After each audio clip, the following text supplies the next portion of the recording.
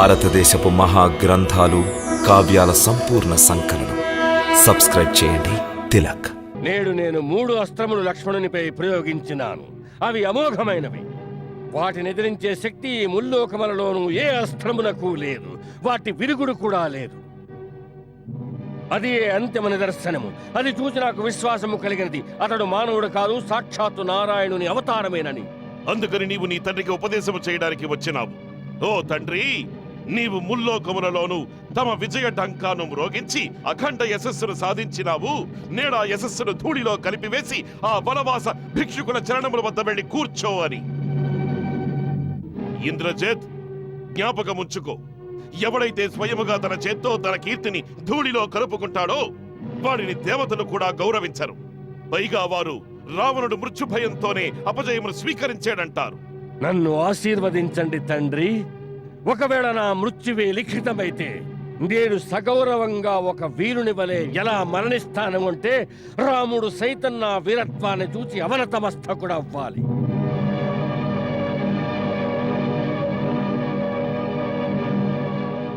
అతడు నారాయణుడే అయితే అదే నా విజయానికి రూపమవుతుంది. నీకు జయమగుగాక ఇంద్రజేత్.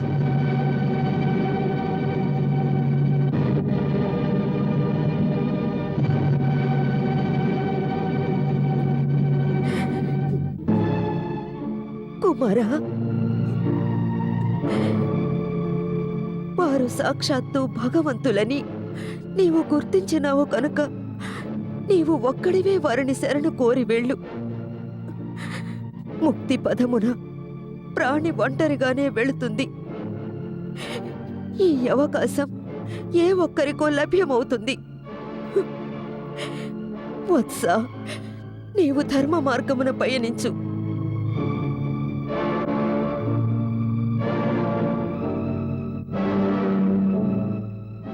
మాత, ఏ పుత్రుడైతే తండ్రి నుండి విముఖుడై వానిని శత్రువుల మధ్య ఒంటరిగా వదిలివేసి ముక్తుడవడానికి వెళ్తాడు, వానిని దేవతలు కాదు కదా, భగవంతుడు కూడా ఆదరించడు.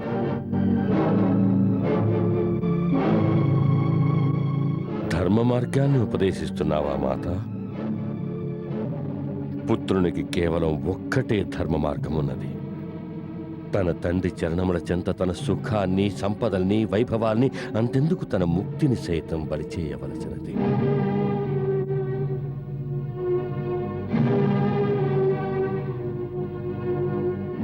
సాక్షాత్తు రాముడు కూడా ఇదే ఆదర్శాన్ని నేర్పించాడు. మాత, నా వల్ల పొరపాటు జరిగితే క్షమించండి.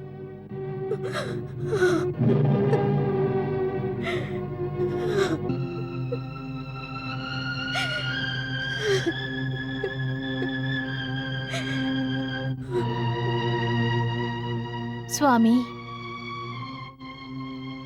కర్తవ్య పదమున పయనిస్తున్నారు. నేను ఆపడం లేదు. కానీ వెళ్లే ముందు కేవలం ఒక్కమారు నా వైపు చూస్తే నష్టమేమీ లేదు కదా? లేదు సులోచన, నేను భయపడేవాణ్ణి. ఒకవేళ నీ అశ్రువులు చూచి నా ధైర్యము సన్నగిల్లుతుందేమోనని.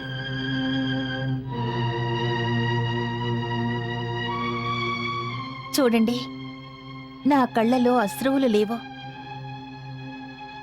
భార్య కర్తవ్యం ఒక్కటే, భర్తకు కర్తవ్య పాలనలో సహాయం చేయడం, అతడి ఉత్సాహమును పెంచడం, తన ప్రేమతో నిర్బలుణ్ణి చేయకపోవడం. భార్యాభర్తల సంబంధం జీవన్మరణాలతో ముడిపడి ఉంటుంది. మరెందుకు దుఃఖమో? వెళ్ళండి స్వామి, తమరు తమ ధర్మాన్ని పాటించండి. అందులోనే తమ విజయం ఉన్నది. నేను సదా తమతోనే ఉన్నాననుకోండి.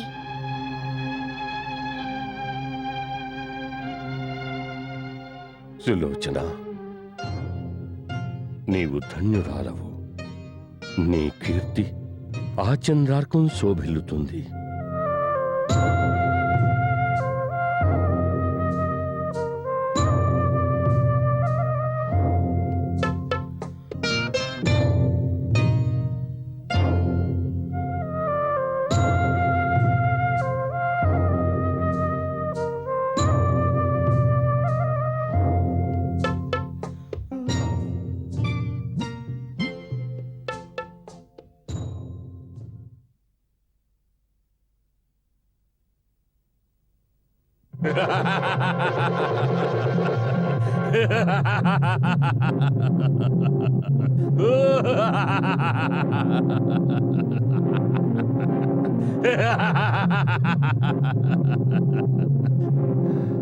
లక్ష్మణ, నేటి యుద్ధము నీకు నాకు అంతిమ యుద్ధం అవుతుంది.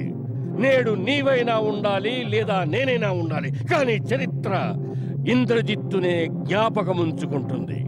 యుద్ధంలో భగవంతుడే ఎదురైనా సరే ఇంద్రజిత్తు ఎన్నడూ వెనుకంజ వేయడు. శత్రువులపై ఎలా దాడి జరపాలో అలాగే దాడి జరుపుతాడు.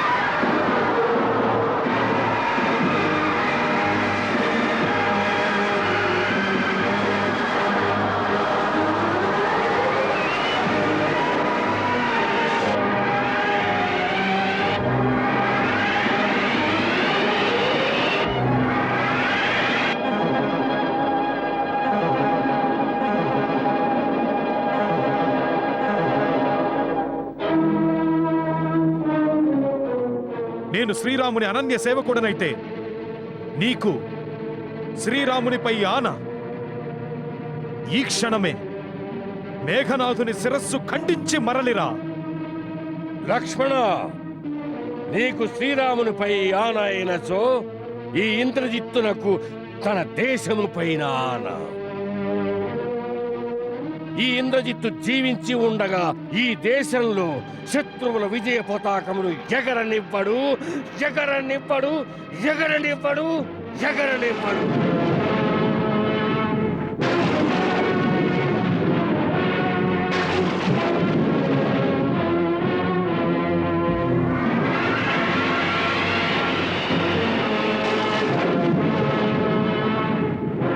ఎగరనివ్వడు, ఎగరనివ్వడు, ఎగరనివ్వడు.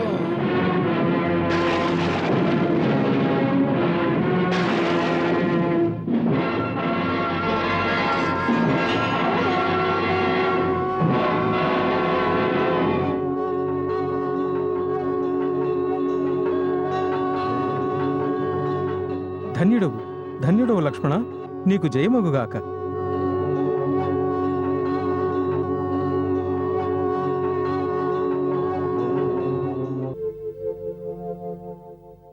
లేదు, ఇది సత్యము కాదు, ఇది అబద్ధము, ఇది అసంభవము.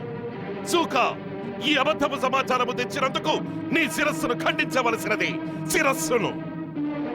లంకేశ, ఏమి చేయుచున్నావు లంకేశ? నీ దూత శిరస్సును నీ చేతులతోనే ఖండిస్తావా? ఈ శోక సమాచారము సత్యమని ఎందులకు అంగీకరించుటలేదు? లేదు, ఇది సత్యము కాదు, ఇది సత్యము కానేరదు. మేమెలా అంగీకరిస్తాము? వాని ముందు ఇంద్రాది దేవతలే నిలువలేకపోయినారు. వాని భయముతో భూమి, ఆకాశము, పాతాళము, ముల్లోకములు కంపిస్తాయి. అతడు రావణుని మించిన వీరుడు, యముడిని మించిన పరాక్రమవంతుడు. అటువంటి ఇంద్రజిత్తును వనములలో సంచరించు ఒక సాధారణ నరకుమారుడు పరాజితుణ్ణి చేయడమే కాదు, వాని ప్రాణములను హరించినాడు. మాతామహ, ఇందులో ఏదో పొరపాటున్నది. ఇతడు వేరెవరో యోధుడు మరణించడం చూసి ఉంటాడు. తమరే చూడండి, నా మేఘనాథుడు ఇంకొద్దిసేపట్లో విజయఢంకాను మ్రోగిస్తూ వస్తాడు. వచ్చి ఇలా అంటాడు: పితృదేవా, నేను ఆ ఇద్దరు సోదరులను అంతం చేసినాను. తమరు అయోధ్యకు రండి, నన్ను రాజ్యాభిషిక్తుడిని చేయండి అని. మాతామహ, మనం వారి రాజ్యాభిషేకములకు సన్నద్ధము చేయవలను. సూఖ, నీవు ఈ క్షణమే వెళ్ళి కోశాధ్యక్షుడితో చెప్పుము, యువరాజు ఇంద్రజిత్ విజయోత్సవమును జరిపించడానికి రాజ్య కోశాగార ద్వారములను తెరిచి ఉంచమని. వెళ్ళు.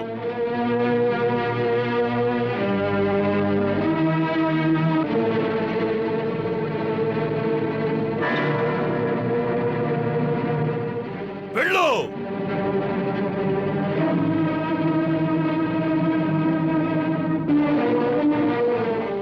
మా ఆజ్ఞను పాలించు. సుఖ,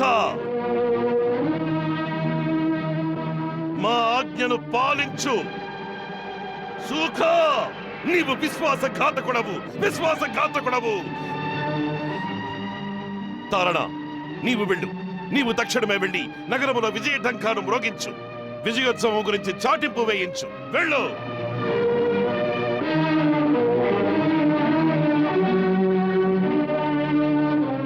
వినలేదా నీవు?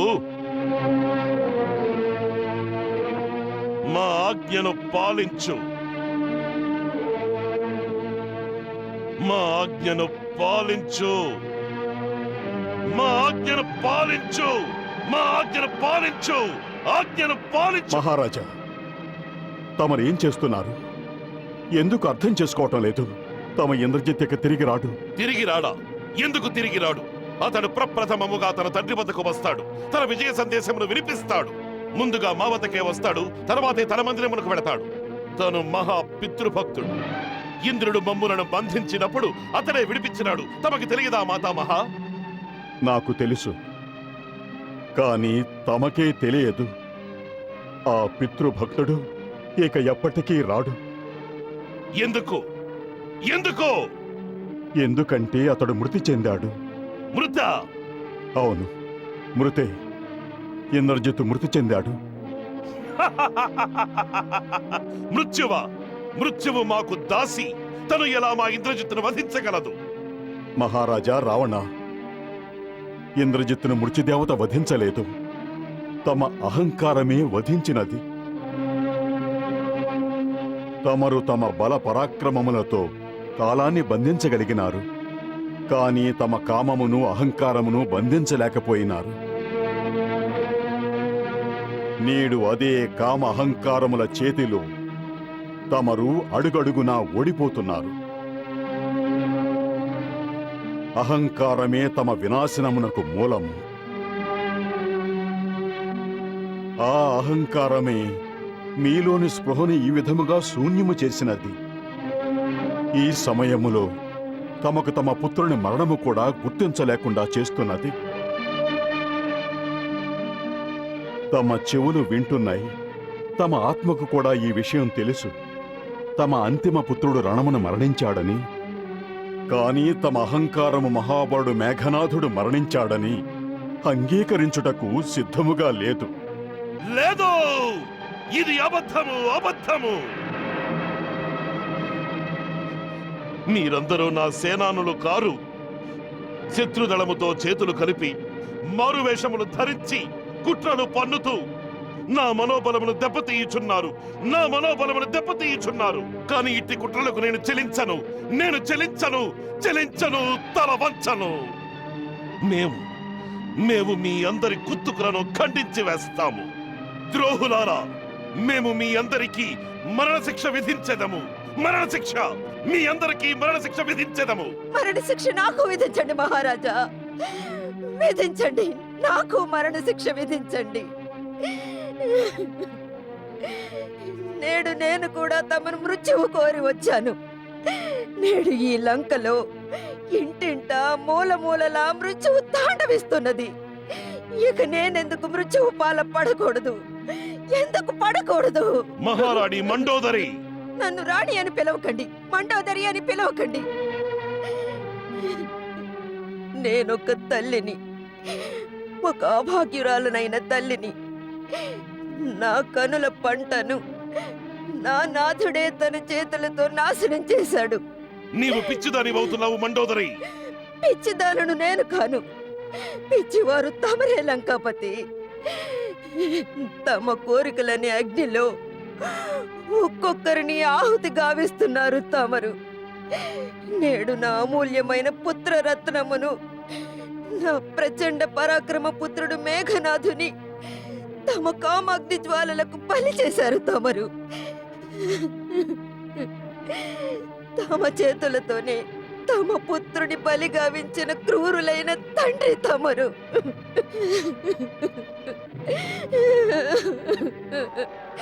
తమరు ఉత్సవము జరిపే ఆలోచనలో ఉన్నారు. అవశ్యం, నేడు ఉత్సవము జరుపుకునే దినమే. నేడు రాజవంశములోని అంతిమ కులదీపము కూడా ఆరిపోయినది. నేడు మహారాజు రావణుని అహంకార వధ్యశిలపై అంతిమ పుత్రుడు కూడా బలి అయినాడు. ఇది నిజముగానే ఉత్సవము జరుపుకునే దినమే. యమరాజోత్సవము, మృత్యోత్సవము. తమ అందరి పుత్రుల రక్తమును తమ ప్రజలందరకు పంచిపెట్టండి మహారాజా. ప్రజలలో ఏ తల్లుల ఒడులు బోసిపోయినవో, ఏ స్త్రీల సౌభాగ్యము దూరమైనదో వారందరికీ తమ పుత్రుల రక్తమును పంచిపెట్టండి. అందరు తల్లులు, అందరు విధవా స్త్రీలు తమకు జై జయ ధ్వానాలు చేస్తారు. జరిపించండి విజయోత్సవమును. ప్రలాపములు కట్టిపెట్టు మండోదరి. మేఘనాథుని ఎవ్వరూ వధించలేరు. ఎవరు చెప్పారు మేఘనాథుడు మరణించాడని? ఎవరు చెప్పినారు? మహారాజా, ఆకాశములో మెరుపులా మెరుస్తూ, మేఘమండలము వలె గర్జిస్తూ, శత్రుదళము నుండి మారుమ్రోగుతూ లంకా ద్వారములను తాకుతున్న జయధ్వానాలు చెప్పకనే చెబుతున్నాయి నా మేఘనాథుడు ఇక ఈ ధరిత్రిపై లేడని. నా ఇంద్రజిత్తు మాత మాత అని పిలిచేవాడు నాకు పుత్ర శోకమును మిగిల్చినాడు. ఇక ఎన్నడూ రాడు, ఎన్నడూ రాడు, ఎన్నడూ రాడు. మండోదరి, మండోదరి, మండోదరి, మహారాణి మండోదరి,